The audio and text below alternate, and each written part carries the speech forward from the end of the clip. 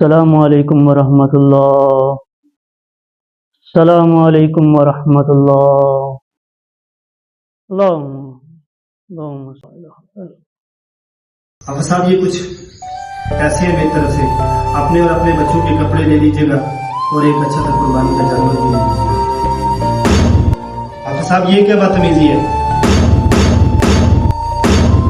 بیٹا یہ پیسے اپنے پاس رکھو. تم چاہے 10 جانور کرو یا 20 جانوروں کی قربانی کرو، تمہاری قربانی کسی صورت میں جائز نہیں ہے. جی آپ کیا کہہ رہے ہیں کہ میری قربانی جائز نہیں ہے؟ کیسے جائز نہیں ہے؟ کھاد اور سپرے کا میں کاروبار کرتا ہوں، تو آپ کہہ رہے ہیں کہ آپ کی قربانی جائز نہیں ہے؟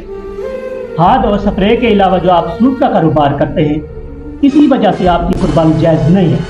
اچھا قاری صاحب، ان کی تو قربانی جائز نہیں ہے. میں نے تو سنت رسول کے مطابق 2 دمبے لے رکھے ہیں، میری تو قربانی جائز ہے نا.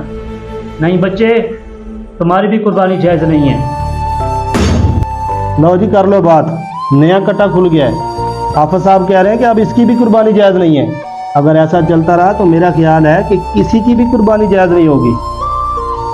حافظ صاحب، میری قربانی کیسے جائز نہیں ہو سکتی؟ سارا دن میں مزدوری کرتا ہوں، کھیتوں کو پانی لگاتا ہوں، محنت کرتا ہوں، حق حلال کی کماتا ہوں، کیسے نہیں ہو سکتی؟ جو تم کھیتوں کو پانی لگاتے ہو نا، وہ چوری کا پانی ہے. یہی وجہ ہے تمہاری قربانی جائز نہیں ہے. حافظ صاحب چلو مان لیتے ہیں اس کی قربانی جائز نہیں ہے، میری تو قربانی جائز ہے نا. تم چاہے اونٹ کی قربانی کرو یا بکرے کی، تمہاری بھی قربانی جائز نہیں ہے. ارے سنتے ہو بھائیو، اس کی بھی قربانی جائز نہیں ہے. بیٹا تم نے جو بہن کی جائیداد کا حصہ کھایا ہے، اسی وجہ سے تمہاری قربانی جائز نہیں ہے. جب ہمارے پیارے نبی حضرت محمد مصطفیٰ صلی اللہ علیہ وسلم نے وراثت میں سے جو بہنوں کا حق نکالا ہے، تم لوگ کیوں کھا جاتے ہو؟ اسی وجہ سے تمہاری قربانی جائز نہیں ہے. حافظ صاحب میں تو سرکاری جاب کرتا ہوں نا، میری تو الحمدللہ قربانی جائز ہو سکتی ہے. بیٹا رشوت اور سفارش کے جو تم پیسے لیتے ہو نا، اسی وجہ سے تمہاری قربانی جائز نہیں ہے. پیارے نبی کا فرمان ہے، الراشی والمرتشی کلاہم فی النار.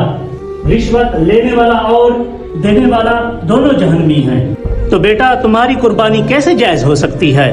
مولوی صاحب اس بار قربانی بار میں نے ایک بچڑا لیا ہوا ہے، میری تو قربانی جائز ہو سکتی ہے. نہیں بیٹا، تمہاری بھی قربانی جائز نہیں ہے. تم تو اپنے لیے سب کچھ لے آئے، لیکن جو تمہارے حق ہمسائے ہیں ان کے لیے کیا کیا تم نے؟ اسی وجہ سے تمہاری قربانی جائز نہیں ہے.